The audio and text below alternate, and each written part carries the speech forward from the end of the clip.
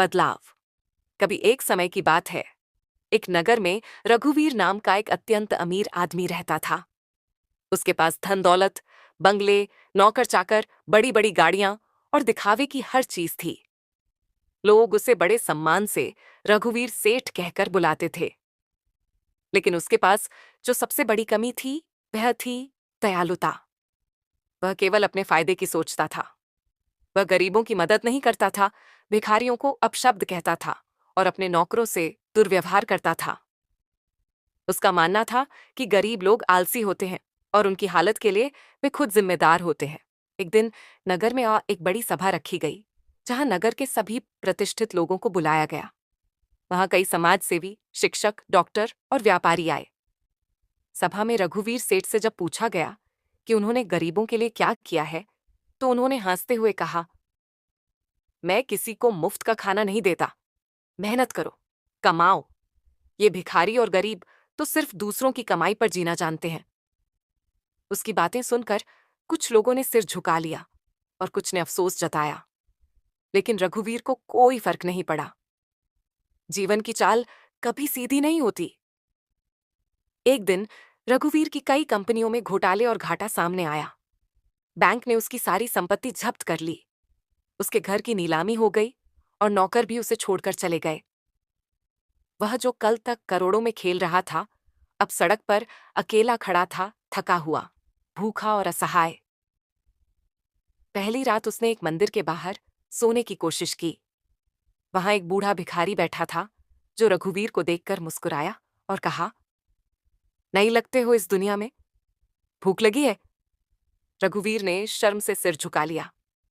उस भिखारी ने अपनी पुरानी झोली से एक रोटी निकालकर उसे दी।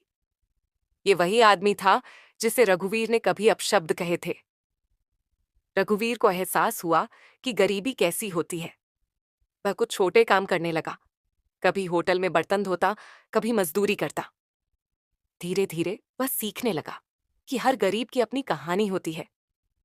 कई बार उसे खाने को कुछ नहीं मिलता और कई रातें खुले आसमान के नीचे काटनी पड़ती।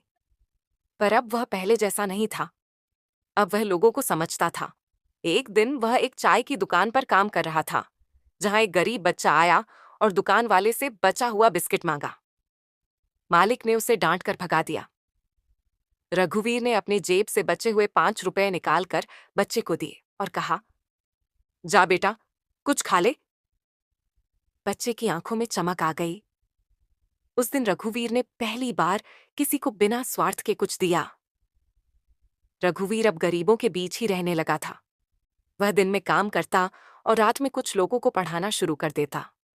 उसने तय कर लिया था कि अब वह जैसा था वैसा किसी और को नहीं बनने देगा। वह अब गरीब बच्चों को पढ़ाने लगा, बीमारों की देखभाल करने लगा और लोगों के लिए खाना जुटाने की कोशिश करता।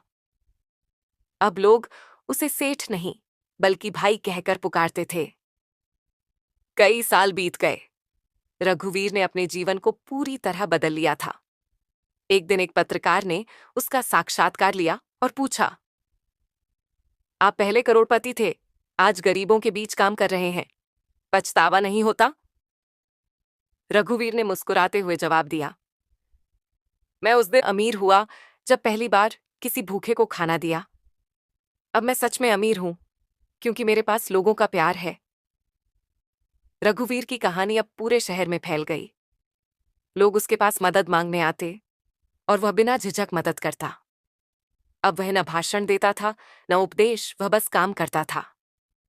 उसने एक छोटी सी संस्था खोली, मानव सेवा केंद्र, जहां कोई भी भूखा या बेघर आता, उसे खाना और छत मिलती।